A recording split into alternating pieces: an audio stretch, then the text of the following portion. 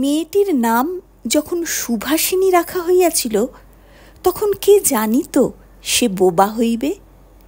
তাহার দুটি বড় বোনকে সুকেশিনী ও সুহাসিনী নাম দেওয়া হইয়াছিল। তাই মিলের অনুরোধে তাহার বাপ ছোট মেয়েটির নাম সুভাষিনী রাখে। এখন সকলে তাহাকে সংক্ষেপে শুভা বলে। দস্তুর মতো অনুসন্ধান ও অর্থ ব্যয়ে বড় দুটি মেয়ের বিবাহ হইয়া গেছে। এখন ছোটটি পিতামাতার নীরব হৃদয়ভারের মতো বিরাজ করিতেছে। যে কথা কয় না, সে যে অনুভব করে, ইহা সকলের মনে হয় না। এই জন্য তাহার সাক্ষাতেই সকলে তাহার ভবিষ্যৎ সম্বন্ধে দুশ্চিন্তা প্রকাশ করিত। সে যে বিধাতার অভিশাপ স্বরূপে তাহার পিতৃগৃহে আসিয়া জন্মগ্রহণ করিয়াছে, এ কথা সে শিশুকাল হইতে বুঝিয়া লইয়াছিল। তাহার ফল এই হইয়াছিল, সাধারণের দৃষ্টিপথ হইতে সে আপনাকে গোপন করিয়া রাখিতে সর্বদাই চেষ্টা করিত। মনে করিত, আমাকে সবাই ভুলিলে বাঁচি। কিন্তু বেদনা কি কেহ কখনো ভোলে? পিতামাতার মনে সে সর্বদাই জাগরুক ছিল। বিশেষত তাহার মা তাহাকে নিজের একটা ত্রুটি স্বরূপ দেখিতেন, কেননা মাতা পুত্র অপেক্ষা কন্যাকে নিজের অংশরূপে দেখেন। কন্যার কোনো অসম্পূর্ণতা দেখিলে সেটা যেন বিশেষ রূপে নিজের লজ্জার কারণ বলিয়া মনে করেন। বরঞ্চ কন্যার পিতা বাণীকণ্ঠ শুভাকে তাহার অন্য মেয়েদের অপেক্ষা যেন একটু বেশি ভালোবাসিতেন। কিন্তু মাতা তাহাকে নিজের গর্ভের কলঙ্ক জ্ঞান করিয়া তাহার প্রতি বড় বিরক্ত ছিলেন। শুভার কথা ছিল না, কিন্তু তাহার সুদীর্ঘ পল্লব বিশিষ্ট বড় বড় দুটি কালো চোখ ছিল, এবং তাহার ওষ্ঠাধর ভাবের আভাস মাত্রেই কচি কিশলয়ের মতো কাঁপিয়া উঠিত। কথায় আমরা যে ভাব প্রকাশ করি, সেটা আমাদিগকে অনেকটা নিজের চেষ্টায় গড়িয়া লইতে হয়, কতকটা তর্জমা করার মতো। সকল সময় ঠিক হয় না, ক্ষমতা অভাবে অনেক সময় ভুলও হয়। কিন্তু কালো চোখকে কিছু তর্জমা করিতে হয় না। মন আপনিই তাহার উপরে ছায়া ফেলে, ভাব আপনিই তাহার উপরে কখনো প্রসারিত, কখনো মুদিত হয়, কখনো উজ্জ্বলভাবে জ্বলিয়া ওঠে, কখনো ম্লানভাবে নিবিয়া আসে, কখনো অস্তমান চন্দ্রের মতো অনিমেষভাবে চাহিয়া থাকে, কখনো দ্রুত চঞ্চল বিদ্যুতের মতো দিক বিদিকে ঠিকরিয়া ওঠে। মুখের ভাব বই আজন্মকাল যাহার অন্য ভাষা নাই, তাহার চোখের ভাষা অসীম, উদার এবং অতল স্পর্শ গভীর, অনেকটা স্বচ্ছ আকাশের মতো উদয়াস্ত এবং ছায়ালোকের নিস্তব্ধ রঙ্গভূমি। এই বাক্যহীন মনুষ্যের মধ্যে বৃহৎ প্রকৃতির মতো একটা বিজন মহত্ব আছে। এই জন্য সাধারণ বালক বালিকারা তাহাকে এক প্রকার ভয় করিত, তাহার সহিত খেলা করিত না। সে নির্জন দ্বীপ্রহরের মতো শব্দহীন এবং সঙ্গীহীন। গ্রামের নাম চণ্ডীপুর। নদীটি বাংলাদেশের একটি ছোট নদী।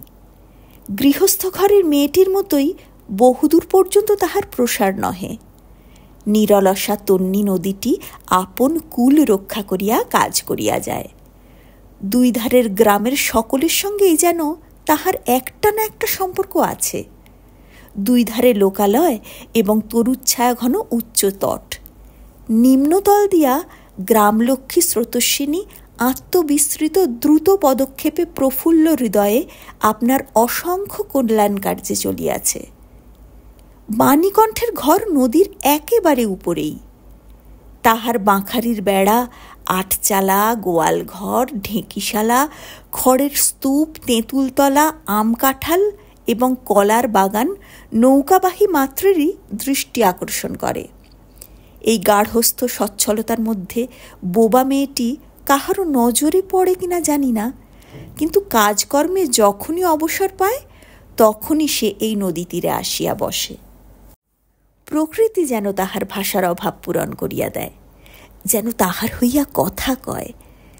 নদীর কলধ্বনি, লোকের কোলাহল, মাঝির গান, পাখির ডাক, তরুর মর্মর সমস্ত মিশিয়া চারিদিকের চলাফেরা আন্দোলন কম্পনের সহিত এক হইয়া সমুদ্রের তরঙ্গরাশির ন্যায় বালিকার চিরনিস্তব্ধ হৃদয় উপকূলের নিকট আসিয়া ভাঙিয়া ভাঙিয়া পড়ে।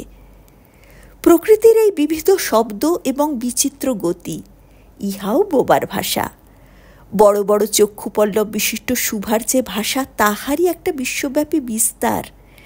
ঝিল্লিরব পূর্ণ তৃণভূমি হইতে শব্দাতীত নক্ষত্রলোক পর্যন্ত কেবল ইঙ্গিত, ভঙ্গি, সঙ্গীত, ক্রন্দন এবং দীর্ঘ নিঃশ্বাস।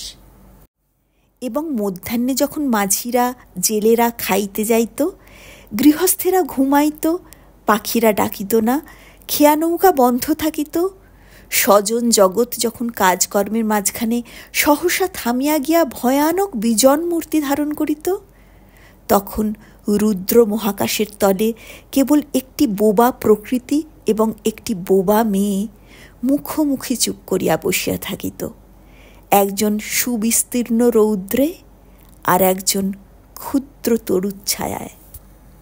শুভার যে গুটি কথক অন্তরঙ্গ বন্ধুর দল ছিল না তাহা নহে। গোয়ালের দুটি গাভী, তাহাদের নাম সর্বশী ও পাঙ্গুলি। সে নাম বালিকার মুখে তাহারা কখনো শুনে নাই, কিন্তু তাহার পদশব্দ তাহারা চিনিত। তাহার কথাহীন একটা করুণ সুর ছিল, তাহার মর্ম তাহারা ভাষার অপেক্ষা সহজে বুঝিত। শুভা কখন তাহাদের আদর করিতেছে, কখন ভর্ৎসনা করিতেছে, কখন মিনতি করিতেছে, তাহারা মানুষের অপেক্ষা ভালো বুঝিতে পারিত। শুভা গোয়ালে ঢুকিয়া দুই বাহুর দ্বারা সর্বশীর গ্রীবা বেষ্টন করিয়া তাহার কানের কাছে আপনার গণ্ডদেশ ঘর্ষণ করিত, এবং পাঙ্গুলি স্থির দৃষ্টিতে তাহার প্রতি নিরীক্ষণ করিয়া তাহার গা চাটিত। বালিকা দিনের মধ্যে নিয়মিত 3 বার করিয়া গোয়াল ঘরে যাইত। তাহা ছাড়া অনিয়মিত আগমনও ছিল।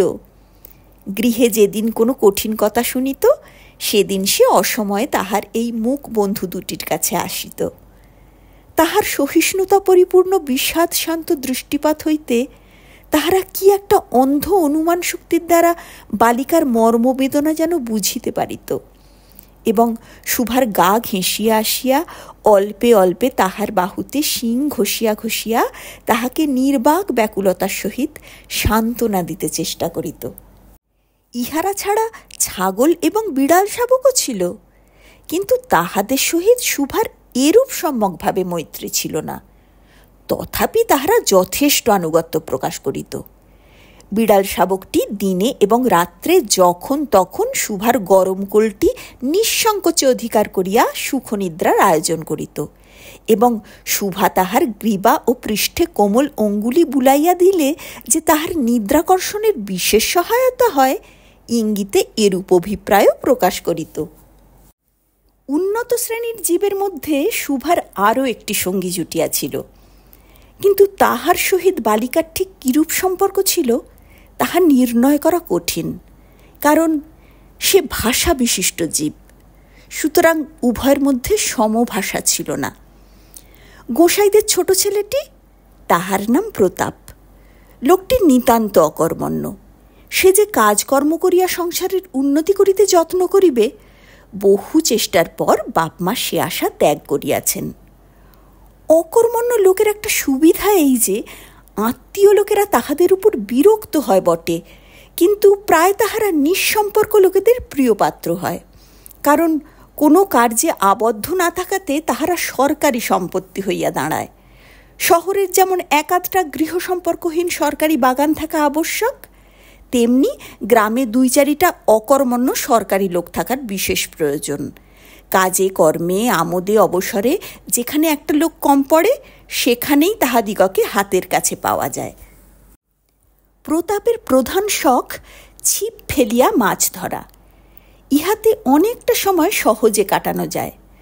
অপরাহ্নে নদী তীরে ইহাকে প্রায় এই কাজে নিযুক্ত দেখা যাইত, এবং এই উপলক্ষে শুভার সহিত তাহার প্রায় সাক্ষাৎ হইত। যে কোনো কাজেই নিযুক্ত থাক, একটা সঙ্গী পাইলে প্রতাপ থাকে ভালো। মাছ ধরার সময় বাক্যহীন সঙ্গী সর্বাপেক্ষা শ্রেষ্ঠ। এই জন্য প্রতাপ শুভার মর্যাদা বুঝিত, এই জন্য সকলেই শুভাকে শুভা বলিত। প্রতাপ আর একটু অতিরিক্ত আদর সংযোগ করিয়া শুভাকে সু বলিয়া ডাকিত। শুভা তেঁতুলতলায় বসিয়া থাকিত এবং প্রতাপ অনতিদূরে ছিপ ফেলিয়া জলের দিকে চাহিয়া থাকিত। প্রতাপের একটি করিয়া পান বরাদ্দ ছিল, শুভা তাহা নিজে সাজিয়া আনিত এবং বোধ করি অনেকক্ষণ বসিয়া বসিয়া চাহিয়া চাহিয়া ইচ্ছা করিত প্রতাপের কোনো একটা বিশেষ সাহায্য করিতে, একটা কোনো কাজে লাগিতে, কোনো মতে জানাইয়া দিত যে এই পৃথিবীতে সেও একজন কম প্রয়োজনীয় লোক নহে। কিন্তু কিছুই করিবার ছিল না। তখন সে মনে মনে বিধাতার কাছে অলৌকিক ক্ষমতা প্রার্থনা করিত। মন্ত্র বলে সহসা এমন একটা আশ্চর্য কাণ্ড ঘটাইতে ইচ্ছা করিত, যাহা দেখিয়া প্রতাপ আশ্চর্য হইয়া যাইত, বলিত, তাই তো, আমাদের শুভির যে এত ক্ষমতা তাহা তো জানিতাম না। মনে করো, শুভা যদি জলকুমারী হইত, আস্তে আস্তে জল হইতে উঠিয়া একটা সাপের মাথার মণি ঘাটে রাখিয়া যাইত। প্রতাপ তাহার তুচ্ছ মাছ ধরা রাখিয়া সেই মানিক লইয়া জলে ডুব মারিত এবং পাতালে গিয়া দেখিত রূপার অট্টালিকায় সোনার পালঙ্কে কে বসিয়া? আমাদের বাণীকণ্ঠের ঘরের সেই বোবা মেয়ে সু। আমাদের সু সেই মণিদীপ্ত গভীর নিস্তব্ধ পাতালপুরীর একমাত্র রাজকন্যা। তাহা কি হইতে পারিত না? তাহা কি এতই অসম্ভব? আসলে কিছুই অসম্ভব নয়, কিন্তু তবুও সু প্রজাশূন্য পাতালের রাজবংশে না জন্মিয়া বাণীকণ্ঠের ঘরে আসিয়া জন্মিয়াছে এবং গোসাইদের ছেলে প্রতাপকে কিছুতেই আশ্চর্য করিতে পারিতেছে না। শুভার বয়স ক্রমেই বাড়িয়া উঠিতেছে। ক্রমে সে যেন আপনাকে আপনিই অনুভব করিতে পারিতেছে, যেন কোনো একটা পূর্ণিমা তিথিতে কোনো একটা সমুদ্র হইতে একটা জোয়ারের স্রোত আসিয়া তাহার অন্তরাত্মাকে এক নূতন অনির্বচনীয় চেতনা শক্তিতে পরিপূর্ণ করিয়া তুলিতেছে। সে আপনাকে আপনিই দেখিতেছে, ভাবিতেছে, প্রশ্ন করিতেছে এবং বুঝিতে পারিতেছে না। গভীর পূর্ণিমা রাত্রে সে একদিন ধীরে শয়নগৃহের দ্বার খুলিয়া ভয়ে ভয়ে মুখ বাড়াইয়া বাহিরের দিকে চাহিয়া দেখে।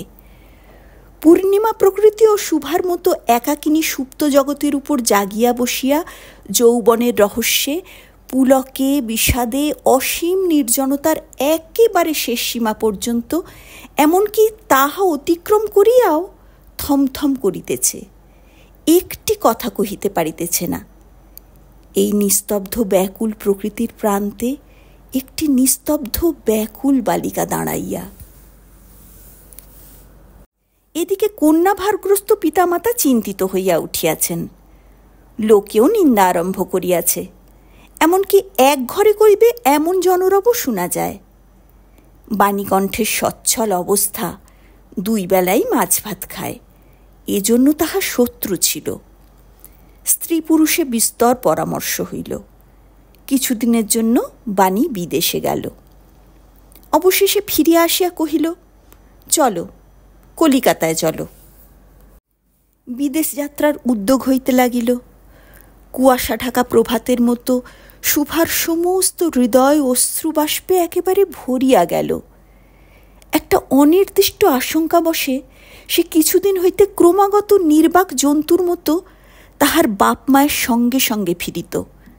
ডাগর চক্ষু মিলিয়া তাহাদের মুখের দিকে চাহিয়া কি একটা বুঝিতে চেষ্টা করিত, কিন্তু তাহারা কিছু বুঝাইয়া বলিতেন না।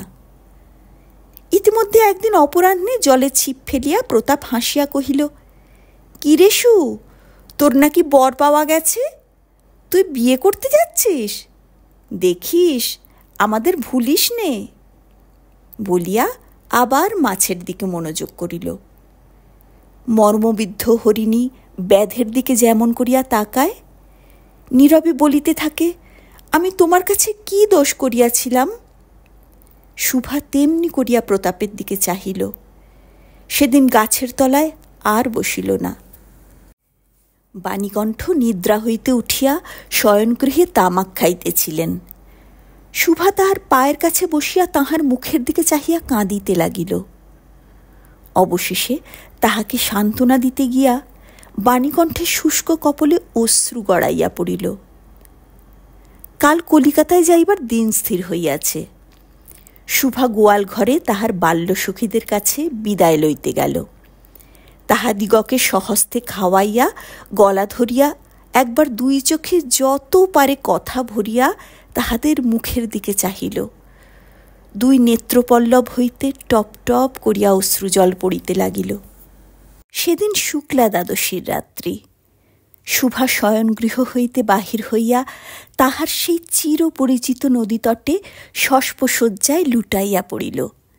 যেন ধরণীকে, এই প্রকাণ্ড মুখ মানবতাকে দুই বাহুতে ধরিয়া বলিতে চাহে, তুমি আমাকে যাইতে দিও না মা, আমার মতো দুটি বাহু বাড়াইয়া তুমিও আমাকে ধরিয়া রাখো। বন্ধু সঙ্গে বর স্বয়ং কনে দেখিতে আসিলেন। কন্যার মা বাপ চিন্তিত শঙ্কিত শশব্যস্ত হইয়া উঠিলেন, যেন দেবতা স্বয়ং নিজের বলির পশু বাছিয়া লইতে আসিয়াছেন। মা নেপথ্য হইতে বিস্তর তর্জন গর্জন শাসন করিয়া বালিকার অশ্রুস্রোত দ্বিগুণ বাড়াইয়া পরীক্ষকের সম্মুখে পাঠাইলেন। পরীক্ষক অনেকক্ষণ নিরীক্ষণ করিয়া বলিলেন, মন্দ নহে। বিশেষত বালিকার ক্রন্দন দেখিয়া বুঝিলেন ইহার হৃদয় আছে, এবং হিসাব করিয়া দেখিলেন যে হৃদয় আজ বাপ মায়ের বিচ্ছেদ সম্ভাবনায় ব্যথিত হইয়া উঠিয়াছে, সেই হৃদয় আজ বাদে কাল আমারই ব্যবহারে লাগিতে পারিবে। শুক্তির মুক্তার ন্যায় বালিকার অশ্রুজল কেবল বালিকার মূল্য বাড়াইয়া দিল, তাহার হইয়া আর কোনো কথা বলিল না। পঞ্জিকা মিলাইয়া খুব একটা শুভলগ্নে বিবাহ হইয়া গেল। বোবা মেয়েকে পরের হস্তে সমর্পণ করিয়া বাপমা দেশে চলিয়া গেল, তাহাদের জাতি ও পরকাল রক্ষা হইল। বর পশ্চিমে কাজ করে, বিবাহের অনতিবিলম্বে স্ত্রীকে পশ্চিমে লইয়া গেল। সপ্তাহখানিকের মধ্যে সকলেই বুঝিল নববধূ বোবা। তা কেহ বুঝিল না সেটা তাহার দোষ নহে, সে কাহাকেও প্রতারণা করে নাই। তাহার দুটি চক্ষু সকল কথাই বলিয়াছিল, কিন্তু কেহ তাহা বুঝিতে পারে নাই। সে চারিদিকে চায়, ভাষা পায় না। যাহারা বোবার ভাষা বুঝিত, সেই আজন্ম পরিচিত মুখগুলি দেখিতে পায় না। বালিকার চিরনীরব হৃদয়ের মধ্যে একটা অসীম অব্যক্ত ক্রন্দন বাজিতে লাগিল। অন্তর্যামী ছাড়া আর কেহ তাহা শুনিতে পাইল না। এবার তাহার স্বামী চক্ষু এবং কর্ণেন্দ্রিয়ের দ্বারা পরীক্ষা করিয়া এক ভাষা বিশিষ্ট কন্যা বিবাহ করিয়া আনিল।